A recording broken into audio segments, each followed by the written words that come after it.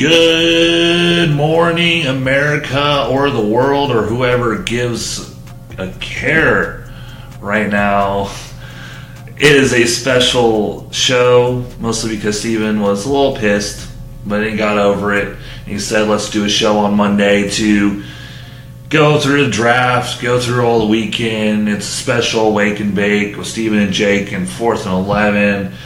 A whole bunch of crap today. A whole bunch of crap. Sadly, Thursday, didn't get to say it on the Wake and Bake show on Friday, but it's been a long time coming for me to say this on a show since Thursday. John Havlicek died Thursday night. I am hurt. I'm not a Celtics fan, but if you are an NBA fan, you just know John Havlicek is a great player, and rest in peace, RIP to him. But as we get into this, you can hit me up on Twitter at Jacob Steiner if you have any questions about the show or have any, sports things that you want to hit us up for, and we'll talk about it in the show. Also, Steven at Aggie1914. What is going on today, Steven? What's going on, guys? Start your morning off with Wake and Bake. Let's get into it. Birthdays today, obviously, David Lee and Jay Cutler, not in the NFL anymore, and NBA guard Sham God. And if you don't know who that guy is, well, just look up the move that he does, and it's deadly. Those are ankle breakers right there. We get into it today. Steven, NFL draft recap. It was kind of uneventful for me. I don't know if you say the same, but besides Kyler Murray and then maybe the surprise of Daniel Jones going to New York, uneventful. It was outside. It was just awful. Yeah, it seemed a lot like this year the draft seemed to be a bit more a Kyler Murray show. I think you saw a lot of the diehard fans in Tennessee for each team. But I think the real story was behind probably, the top 3 picks, where Arizona was heading towards. And obviously they chose Kyler Murray, and along with San Francisco choosing Nick Bosa. I think those picks right there were just kind of everyone wanted to see where they were going.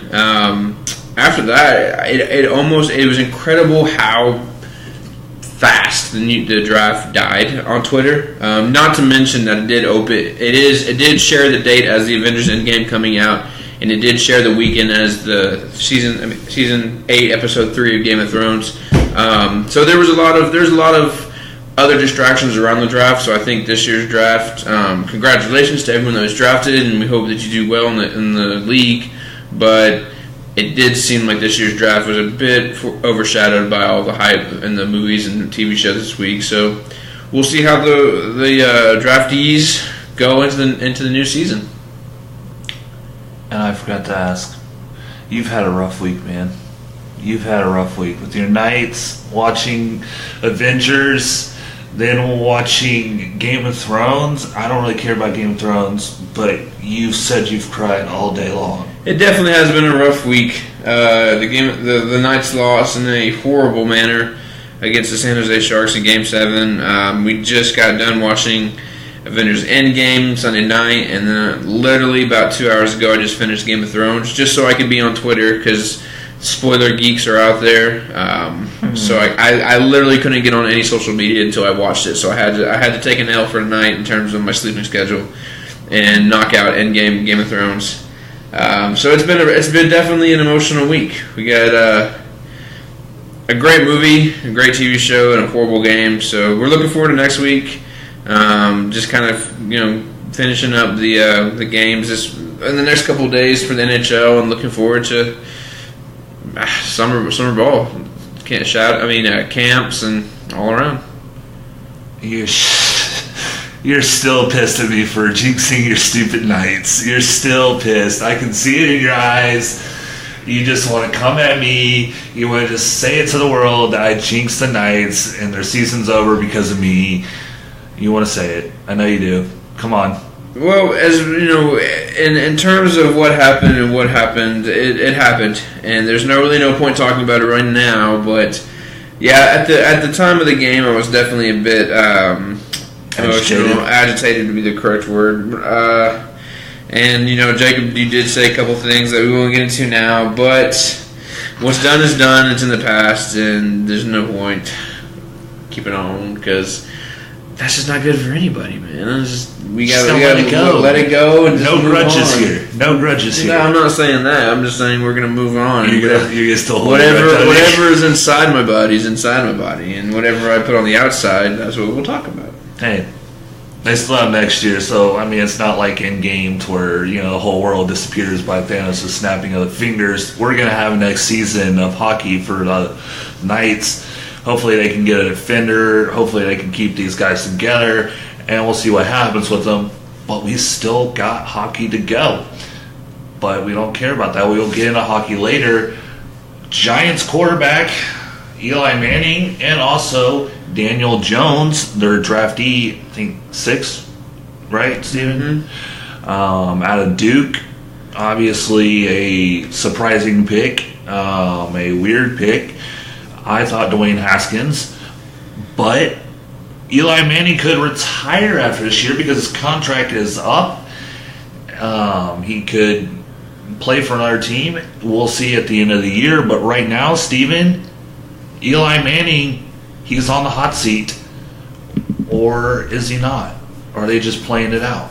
I think the Giants organization is continuing their strut with Eli Manning. I think with acquiring Daniel Jones, it is letting Eli know that, hey, we are susceptible to moving on from you. And I think this year, Eli's really got to come together and either one, show the Giants that he belongs in the QB1 position, or that his time is up. And take a page from out of his brother's book and say it's a retirement and enjoy retirement, enjoy his family. I think this is the year that we're going to see either Eli make or break. And I'm excited to see it because I've said it before. Eli's. I don't know anything. I don't know Eli at all. He's quiet, dude. He seems like a great guy, but if you're asking if he's a QB1 position in the NFL, I don't think so. I don't think he's been that way for a while. He has good moments, but I think they're moving in the right direction. I think the Giants acquiring Daniel Jones from Duke. I think from what he did as last season in Duke, he showed that he has potential to be a quarterback in the NFL and. Maybe this year behind Eli, he'll see some things, he'll learn some things, and then come next year when Eli's contract is up and the Giants decide not to move in that direction, hey, we'll see Daniel Jones come out as a starter. If not, like you said, with anything, you always got next year, and they'll grudge on like they have been, and then come the draft, they'll find someone else. So excited to see that the Giants are moving on, but we'll have to see how far they move on. It'll be interesting to see because I thought Dwayne Haskins would be a perfect fit for the Giants with Saquon Barkley. Obviously, I wish Odell was there as well. But I just don't see Daniel Jones being that great of a quarterback. I mean, I think it was Mel Kiper. Someone said he should go to the New England Patriots, learn under Bill Belichick, learn under Tom Brady. Now he's learning under Eli Manning, and I mean, maybe he can grow up to be the kryptonite of the New England Patriots later on, but I don't think, Daniel Jones will have to deal with the Patriots much longer as, the Patriots, Tom Brady's 41 now, Bill Belichick just turned 67 the other day. He's getting old. A lot of these Patriots are getting old, and the Giants, they come knocking on the door with Daniel Jones. Kyler Murray, on the other hand, getting a new coach in Cliff Kingsbury, a high-octane offense with Larry Fitzgerald. That could be good. Do you think, NFC West with the Rams, the Seahawks, now the Cardinals, maybe a healthy Jimmy Garoppolo with a Joey Bosa on the other side. Nick Bosa. Oh, yeah, Joey Bosa. Joey Bosa plays for the Chargers. Well, I mean, that could be a pretty strong division right there if Kyler Murray plays out, Jimmy Garoppolo is healthy, and, we'll see. But right now, I am excited for the NFL season. Who do you think is the best quarterback out of this draft? No, Kyler, by far. I think Kyler proved it by going first round, first pick. Anybody that says otherwise, I think, is kind of lying to themselves. Kyler Murray is the overall best quarterback in the draft, probably in the past 2 years, I think. I got to be handing my boy Baker last year. I do like Baker. I think he's a great quarterback, but in terms of overall, Kyler's got it. I mean, I've been following Kyler for a while in terms of my parents. My family lives in Allen, and he came from Allen, and so I know about his background and all that. But Kyler, I think, if you're asking overall best quarterback of the draft, definitely Kyler Murray. Slow down. Did you just say Baker Mayfield is not better than Kyler Murray, and Kyler Murray hasn't played a game in the NFL yet? I think if you're asking Kyler Murray, who I would pick over Kyler Murray or Baker Mayfield in terms of what I want in a quarterback, what Coach Steven wants in a quarterback, it would be Kyler Murray. Kyler Murray, I think, has the better overall chance of a quarterback lifespan in the NFL. NFL stands for not for long.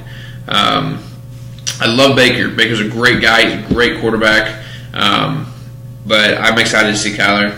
And any dude that can go 48-0 in a high school, in a Texas high school football, and then go to OU, learn behind Baker, start, get a Heisman Trophy winner, and then be drafted number one, along being drafted to the A's. That's someone to look for, and we'll definitely see a lot of him this season. I'm just going to go ahead and say, if you were another coach in the NFL and I was another coach, I'd be better picking right now because Baker Mayfield is by far a better quarterback. I'm not going to make a short joke, but Kyler Murray is small. There's not very many small quarterbacks that are good. He's more of a runner. We've seen a lot of running quarterbacks fall off in the last few years. Baker Mayfield's had to learn coming out of the pocket. Kyler Murray, to me, looks like a Johnny Manziel that can throw, and he's faster.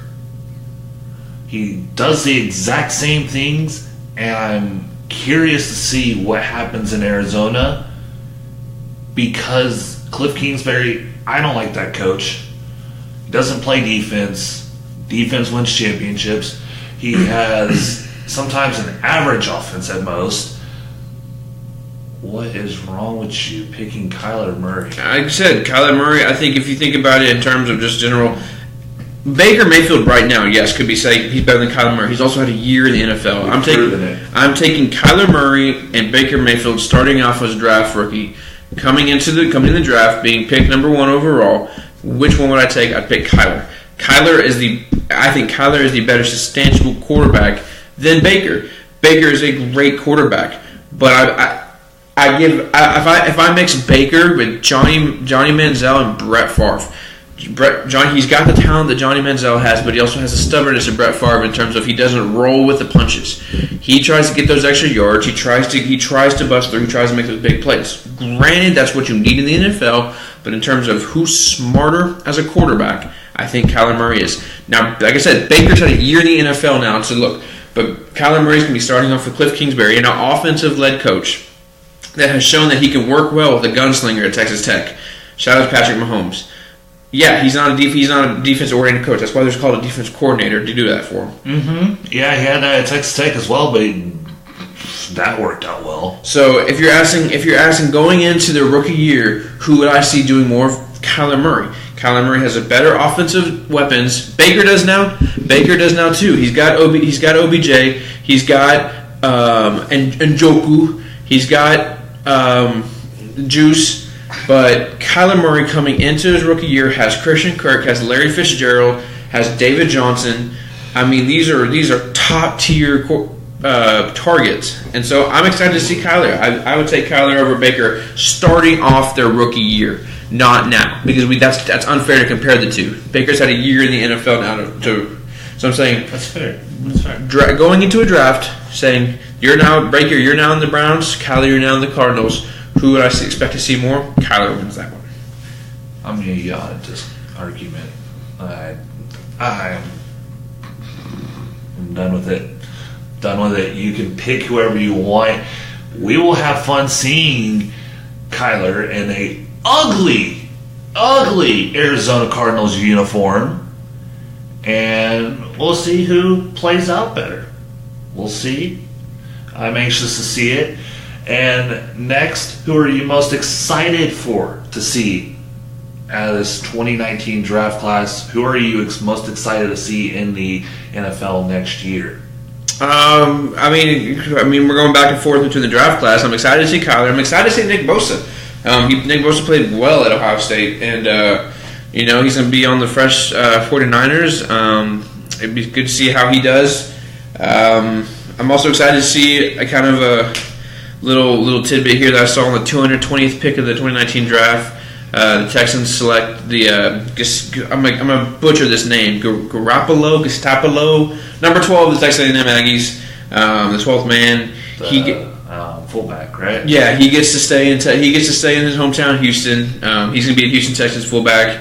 I'm excited to see him. I've said it before that he has a lot of heart, a lot of potential, and I'm excited to see that. I'm pretty sure I can find some other people, but I love that pick because my type of offense is using a fullback at the goal line, or when they're 3rd and 1, 4th and 1, use the fullback. Right. I like that pick. Right. And then if you're asking just who I'm excited to see overall in the upcoming season, I'm gonna go Baker. I'm excited to see the Browns organization. This is draftees. Well, you said excited to see the next 2019 season and the drafts. So that's what I'm saying. No, all right. I did not say. Oh my goodness. Okay. So the draft. Yeah. If you're asking for the draft, then I'm gonna go Kyler. Yep. Kyler's number you one. Misheard me. Okay. Yep. Kyler's number one. Yeah. I'm gonna go, and Kyler Murray's teammate Marquise Brown, Antonio Brown's. I think it's Marquise Brown, right? Mm-hmm. Yeah. I know he's Antonio Brown's brother or cousin, whatever. He's coming off that foot injury. Can he prove it in Baltimore? I think so. I think they're setting up nice with Lamar Jackson behind the pocket. They're giving him a good quarterback with an arm, a smart quarterback, and I think if he stays healthy, then we'll see a lot from him coming in the Baltimore's. All right. Well, real quick, we all know the Patriots are favorited, whatever you want to say, but is there anyone that snuck up on the Patriots after the draft? Is there anyone, Steven? I think Cleveland stayed right there next to them. You got the Rams that really did nothing. We don't really care about the Rams after the way they performed in the Super Bowl. Yeah, like I said, I didn't see any big honorable mentions to in terms of just overall team quality. Like I said, the draft just wasn't that big of a draft this year.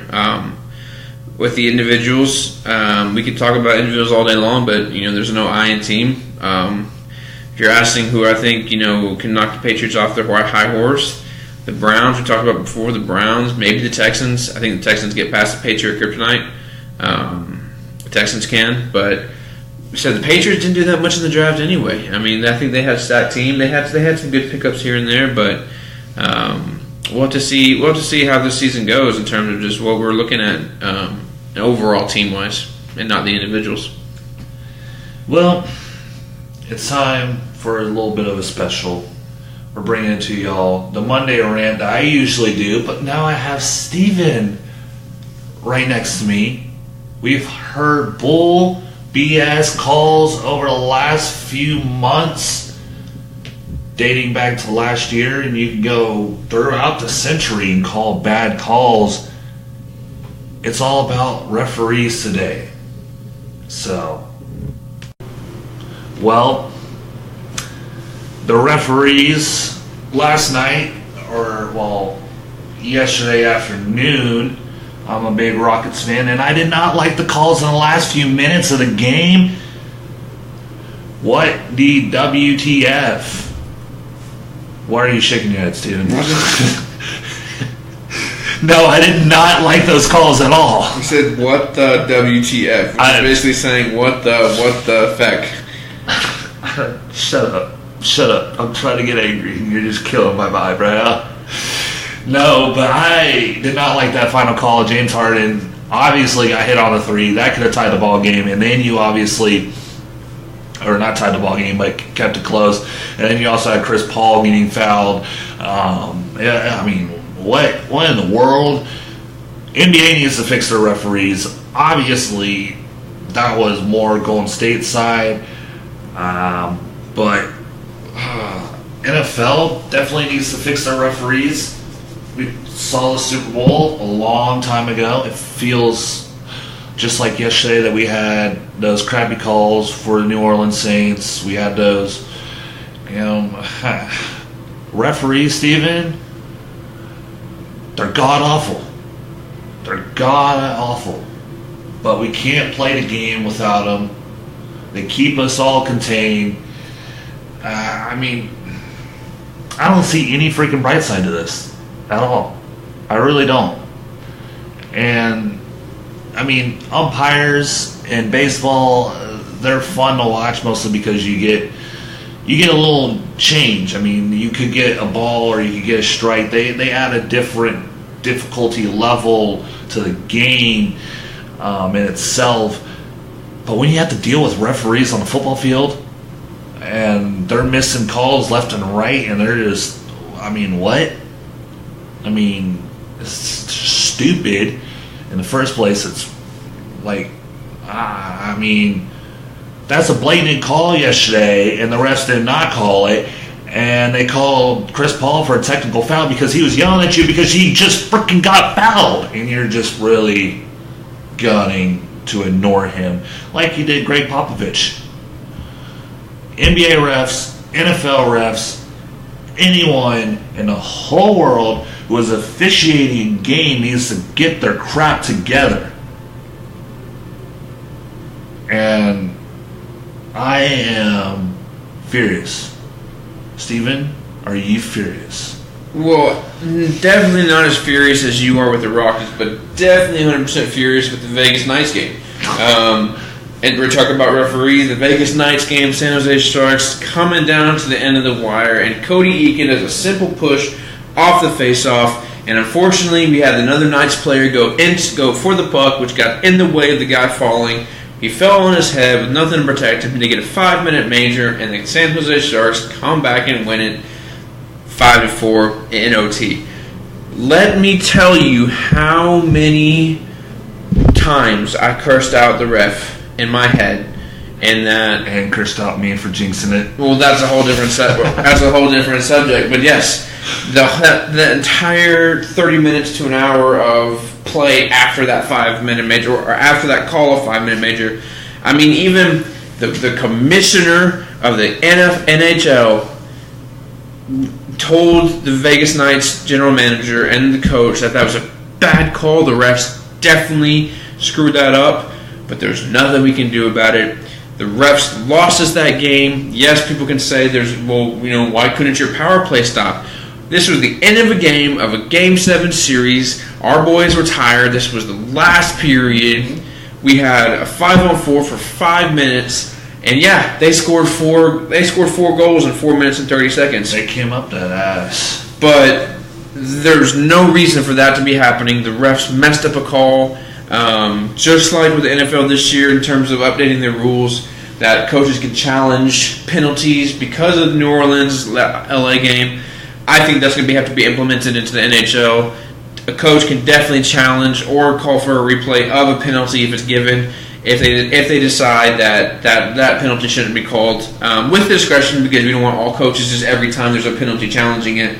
But for that instance right there, there's got to be some type of fix. Obviously, we get in the NFL about how the refs are horrible, and they're always horrible until you love them. But yeah, this definitely NHL postseason. Just the amount of blown calls, the amount of horseshit calls that I've seen. It's stacked up, and it came to a climax against the Knights, and we are where we are now, and we can't really do anything about it, except we can talk about it next week when there's another bad calls against the Sharks, or against the Islanders, or against the Bruins. But we'll see. But right now, yeah, definitely the referees can go suck a fat one. Well, I don't really. My brother said this a long time ago because we were playing one-on-one, me and my brother, in basketball. My dad was calling, fouls and all that. My brother didn't like the foul calls, so he called my dad a rinse-a-ref.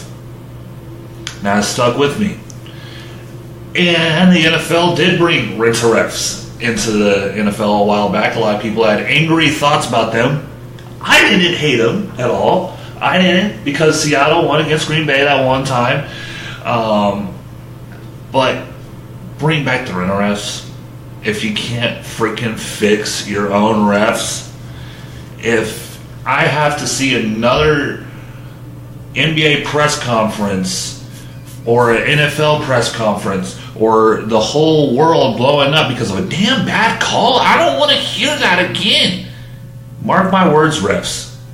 I'm coming into the Players Association. I'm coming into whatever association I need to get into to fire out each and one of your butts and get you off that field, off that court, off that ice. I don't give two shits about you at all. So you better watch what you call. You better care about the game, because if you make one more bad call, I'm going to be Freddy Krueger on your butt, or Friday the 13th. I'm going to come in and just, I'm going to rip you apart. Just bad calls left and right. Steven, why are you holding your face like that? I am floored of these bad calls. These bad calls need to go. You're on the desk holding your face. Because these bad calls give me blood pumping, and it's blood pressure too high. early in the morning. I'm going to go into cardiac arrest. Oh my goodness. Well, that ends the Monday rant for today. Thank you, Steven, for joining me on that one. And we'll get into the NHL this time. Stars and Blues going to Game 3, tied 1-1. That game is on tonight, and I am excited, Steven. I mean, you don't get to watch your Knights tonight, but you get to watch the Stars. Like I said from the beginning, I didn't grow up in Dallas, but my family lives there now, so I will root for the Dallas Stars. Anybody that calls me a bandwagon, I'm not rooting for them to win. I mean, they're not my team, but hey, hometown in terms of the Houston doesn't have a team. When they have a team, that'll be the new kind of hometown I root for them. But the Dallas Stars are the Texas team, and I hope they do well. Bring a Stanley Cup home to Texas. I'll be rooting for them. I'll be at work, but I'll be watching it when I can. But yes, definitely upset that I won't be cheering for my Knights. But we'll see how the Stars fare against the Blues tonight. It should be a good game. Both teams looking good. Had a little bit of break to get healthy, and so let's see how it goes tonight. Well, a heartbreaker for New York after going 4-0 against the Pittsburgh Penguins. They come into Carolina, not tonight, but the next night, down 2-0. They go to Carolina in a little bit of a funk. They haven't scored very many goals in the last few times, and they've just looked god-awful, and they could get swept. In Carolina, after a 7-game series against the defending champs, they could go to the Eastern Conference Finals in a breeze and flash or whatever. It could be like a snap of the fingers like Thanos. I mean, it could be anything. Steven, I know you smiled at that one. I saw you. But it could happen. Knock on wood, I did not jinx that. Steven knows all about that right now. But don't let this man talk. If y'all seen Infinity War, the part when they're trying their god hardest to not let Thanos snap is the exact same thing I feel when Jacob starts talking about playoffs. Is please, for the love of God, make him stop before he jinxed another team. But too late. It's on record. He already said it. Carolina and the Islanders, we're excited to see what happens. The Islanders coming off, like I said, that hot streak against Pittsburgh. Carolina coming down, taking down the Capitals. I'm just going to keep going with you because you already jinxed it. So if we get angry Carolina fans when the Islanders come back, that is on Jacob Steiner. But yeah, we're excited to see what the NHL playoffs come. The Avalanche and the Sharks leading series tied 1-1. Islanders and the Sharks. You mean Avalanche and the Sharks. Obviously, you should know who I want to win in that one. So we'll see how this week goes. We got a couple good games this week going into the Eastern Conferences and all the conference games. Well, conference finals predictions. obviously I want my Stars, but I don't really think they're going to get it done.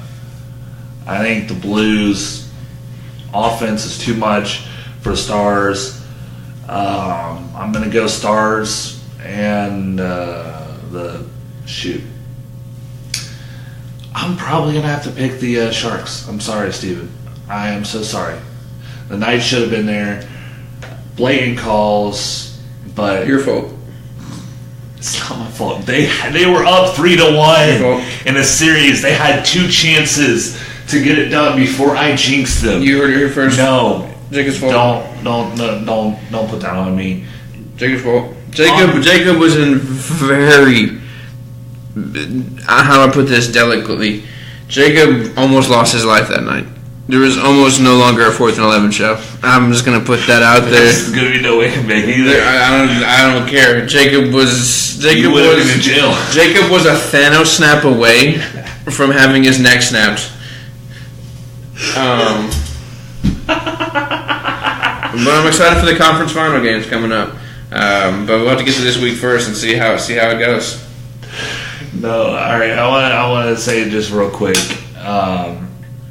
They were up 3-0. I've heard this all week, folks. I'm closing my la la la la la. They're up 3-0, and I walk out the door to take out the trash, and I walk back in, and I look at my other roommate's eyes, and he goes, "You just screwed Steven over so badly." And I'm looking at the TV, it's 3-2, and I'm like, oh, and Steven's just like curled up, breathing heavy under the blanket. Oh my goodness. Oh, I wish I caught that on camera. I really do. But now we have to do another day. Alright, the title for that video would have been Roommate Murdered by Other Roommate. You got murder on your mind, Steven? Yes. Oh my gosh. Well, so we move in to our final thing, everyone's favorite. And if you like our top 5s, go give us some topics to talk about on our top 5s at our Twitters, or who do you think won the top 5s on Twitter. Go hit us up there. We start out with top 5 Marvel movies. I will start off today, Steven. Iron Man 2 at number 5. I loved Iron Man. It was. I can't be any more blatant about that. Captain America: Civil War at number 4. It was basically like an Avengers almost, and I wish I saw that in theaters with someone, because I would have been hyped. I wish I knew you before when that came out. But at number 3, you hate it, but it's Ultron, Age of Ultron. I like that one. That's a number 3. Brought 3 new characters into it, right? The hot guy. No, I'm so. Yeah, this is his third favorite, folks. The one that he can't remember. Continue. No, Black Widow. Definitely not. What? Black Widow was in the first movie. Oh wait. Black Widow was in Iron Man 2, which is your favorite one, your fifth pick. Scarlet Witch. That's who I'm fucking. That's fine. I am so bad right now. I just watched. Oh my goodness. They brought everyone. I like that one. And then Spider-Man Homecoming at number 2, and number 1 is going to be Endgame. If you haven't seen it yet, go see it right now. Buy tickets. Steven, your top 5. My top 5. Let me just first get on the record first that he hasn't seen all the Marvel movies, so his list might not be the true list of himself. But I've seen the good ones. He's never seen any of the Guardians of the Galaxies. I saw parts Doctor Strange, and I hated it. Doctor Strange. I hated it. There's other movies he hasn't seen that has Marvel. I've seen one Thor. Yeah, he hasn't seen Thor: Dark World or Ragnarok. So let's just get into mine, because mine is an actual true indication of the movies, and from a true fan who's seen all of them. Coming in at number 5 would be Civil War. I liked Iron Man and Captain America fight. Team Iron Man all the way. It was kind of like an Avengers, but I wouldn't call it an Avengers because they weren't avenging anybody. Like it was a civil war. It was just clear to decide of who's on what team, and I think just the acting was great. I think the plot twist at the end. I don't want to give any spoilers for those who haven't seen it, even though it's kind of been out for like 2 years. So if you haven't seen it already, you should probably go see it. But the plot twist at the end, just the fighting, the introducing of the Black Panther, all of those just kind of combining into just a great cinematic piece. Top 5 goes to Civil War. 4, Infinity War. Infinity War, when I first kind of glanced, I remember going to the theater and walking out going, it was okay. But the more I've watched it, now they put it on Netflix, I've realized it's such a detrimental setup to Endgame that it has to be in the top 5. So I'm putting it top 4. Number 3 probably number 3 and 2 were definitely the hardest ones to figure out because obviously there's a clear one. We'll get to 1. But the 2 and 3 were probably, if I could say, 2 and 2.5. I'm going to put Doctor Strange at number 3. I love Benedict Cumberbatch. Anybody that knows me know that I'm a Benedict Cumberbatch fan. I love Sherlock. I love all the movies he's in. So I think he's a great actor, and he plays Doctor Strange so well. And the movie in itself was it was in like Inception, but like a Marvel movie, and it was great, and it had a great story. And at the end, I like Doctor Strange. I think that would be number 3. Number 2 would be Thor Ragnarok. Thor Ragnarok, like I said, hard fighting against Doctor Strange, but overall the story, overall the funniness of Thor Ragnarok, the music, the cinematography, the colors and the visuals, and just the whole atmosphere of Ragnarok was just it was so good. I remember coming out of the theater going, that was such a good Marvel movie, like feeling so just pumped about Marvel that I hadn't felt in a long time. Thor Ragnarok coming at 2, and number 1, like Jacob says, Endgame. Watching it today, I mean, wow. I don't want to give any away spoilers because honestly, like I know this is like a PG-13, but fuck people who give away spoilers. If you are a person that gives away spoilers to a movie, especially like Endgame, don't listen to our show. I don't care. You are not welcome here, people who give away spoilers to movies like Endgame. Endgame was a great movie. It brought together all the characters. It was the movie of the century. I mean, I'm a DC guy myself. No, take that back. I'm a DC Marvel guy. I love superheroes in general. But Marvel blew Endgame out the water in terms of just the twist and the turns and just the action and the movement of your heart. And I mean, y'all, we went at 11 o'clock at night. There were girls there were guys there were frat boys there were sorority girls there were nerds. I mean, this is a college town that we're talking about it was a melting pot of people in that movie theater, and there was not one dry eye in that damn theater. So it was such a great movie. It hit so many places. Endgame has to be number 1 of top Marvel movies. Oh my goodness! I just want to go ahead and say, people who spoil Endgame, you don't have to watch the Wake and Bake show because Steven disallowed y'all. But come watch 4th and 11. I don't really care. I've already watched it. If you want to spoil it to me, that's fine because I've already watched it. You can't really spoil anything for me. But Steven, I'll let you go first on top 5 Marvel characters. Your top 5, Steven? Top 5 Marvel heroes, we're going to get into it. Coming at number 5 would be Spider-Man. Everybody loves Neighborhood Spider-Man. For the Neighborhood Spider-Man, Tom Holland does a great job of Peter Parker. Hashtag Tobey Maguire was still my favorite, but whatever. Tom Holland does a great job of Spider-Man. Does a great job with this Spider-Man. This Spider-Man that the directors are going with is the comic book Spider-Man. It's the Spider-Man everyone loves.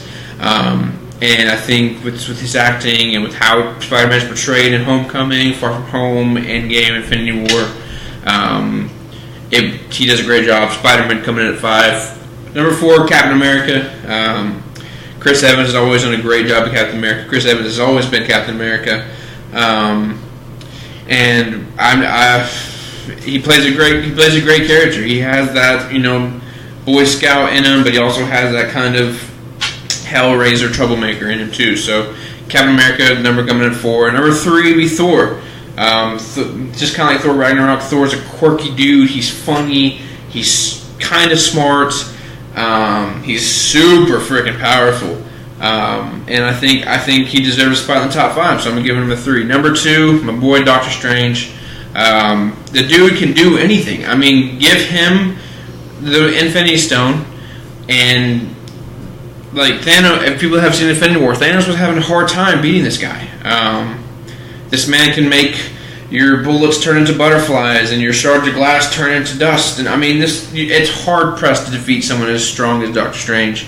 That's why he's in number 2. Number 1 would be the Godfather, RDJ, Iron Man. Iron Man is number 1. He's the founder. I mean, RDJ has played, just like how Ryan Reynolds was born to play Deadpool, RDJ was born to play Tony Stark. He is the perfect Iron Man. He is dedicated to his fans. He is dedicated to this universe. And it's going to be sad seeing him and Chris Evans not play Captain America anymore. That's not any spoilers. It's been known.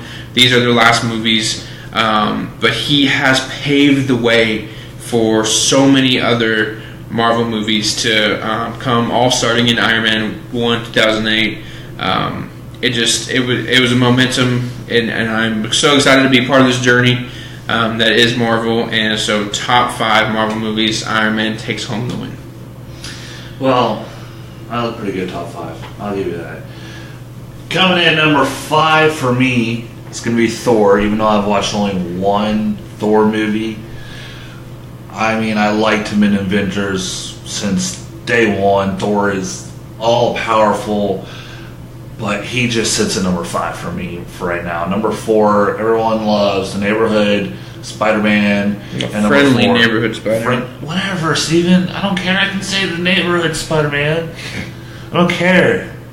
I can say it the way I want. Freedom of freaking speech. Put it in a constitution. I can say whatever I want on this show. It's my show. It's like saying the Seattle Bears. No, it's the Seattle Seahawks. Yeah, but I can say this. I can call them the Bears. That's not make it right. Now I can say the Seattle Seahawks suck. That's my freedom of speech. Okay, La Vegas, jokers, whatever you want. I don't give a crap. Number 3, Captain America. I want you to shut up. Number 2, Scarlet Witch, because she's just a badass. I'm not gonna say anything. Not at all. Not one word. And then RDJ, obviously Iron Man, the best. He was born to play it, just like you said. He is the greatest Marvel character of them all. He started it. I am really, really happy to see what happens in Marvel later on. As we move into our final top 5 of the night, top 5 draft classes of all time, mostly because we just had the draft. So I'm going to go with number 5, an easy one at number 5, because the other 4 are too good for this one. 1969 with Joe Green and O.J. Simpson. I'm just going to leave it there. Those 2 names just are too good to just go any farther on that one. Number 4, 2001, LaDainian Tomlinson, Drew Brees, Reggie Wayne, and Santana Moss, and a whole bunch of other guys. 2001 was a great draft class, and it deserves a top 5 spot. Number 3, 2007 with Calvin Johnson, Joe Thomas, Adrian Peterson, and Darrelle Revis. I mean, I wish CJ was still here in the NFL, but he's not. But he's Hall of Fame down the road, definitely. Number 2, J.J. Watt in the 2011 draft with Richard Sherman, Cam Newton, and Von Miller, Steven's favorite guy, and A.J. Green, also in that draft, 2011. Definite some superstars on the defensive end. And if he stays consistent, maybe an NFL Hall of Famer down the line in Cam Newton. But if he stays consistent, for goodness sakes. But at number 1, 1983, we all remember this draft. The Elway, the Jim Kellys, the Dan Marinos, and Eric Dickerson. the quarterbacks and then the one running back. And, I mean, we can go into that. There's a whole ESPN thing on it. 1983 is the number one. Steven, take it away for your top five. Top five going into start at number 5 is the class of 1971. I mean, you've got the Hall of Famers Jack Ham, John Riggins. You also got some notables. Archie Manning paved the way for his boys. I think that was kind of just, it was a silent little killer in a sense of Archie getting into playing for the Saints, and then just kind of instilling his boys' love for the game. I think that set it up really well. Numbers 4 would be 1996, Ray Lewis, Terrell Owens, Brian Dawkins, Keyshawn Johnson, first overall pick. My dad, I was born in 1996, and I remember my dad talking about that in terms of Terrell Owens. So that definitely number 4. Number 3, obviously we got to go 1993. We got John Lynch, Will Shields, and Michael Strahan. We all love Michael Strahan from his movies to his commentating to his Good Morning America and football. The dude can play, and then a first overall pick, your boy Drew Bledsoe. We love Drew Bledsoe. I like Drew Bledsoe. I think he was a great player. Going in number 2 would be 1981, Lawrence Taylor, Dennis Smith, James Brooke, George Rogers going first overall. I love that. And then obviously number 1, and this is something that I liked. I saw this and I could not. I didn't think about it, even though it's kind of a hard place for my heart. It would be 1983, like you said, John Elway, Dan Marino, Eric Dickerson, Jim Kelly, but Bruce Matthews, which is the father of Jake Matthews, Mike Matthews, the Matthews boys, who I went to high school with. Bruce Matthews was my freshman weight training coach. He taught me how to properly lift weights my freshman year. Him, Jake, and Mike. Well, if you got Steven's final little number 1, that's about it. I mean, audio cut out on me. I'm so sorry. But we will catch y'all next time on the 4th and 11 show, and also the Wake and Bake show on Friday. So sorry about the audio. Sorry about all of that. That's the best we could do. Steven did not want to stay for me to fix this thing. He just wanted to get the heck out of there. He had stuff to do today. But this has been the morning show. So have a good rest of your Monday morning, or Monday, or whatever you want. I'm really pissed at this thing, how it just cut off. Stupid technology. I need to get it fixed, but this has been the 4th and 11 show. I'm your host, Jacob Steiner, and I'll see y'all tomorrow.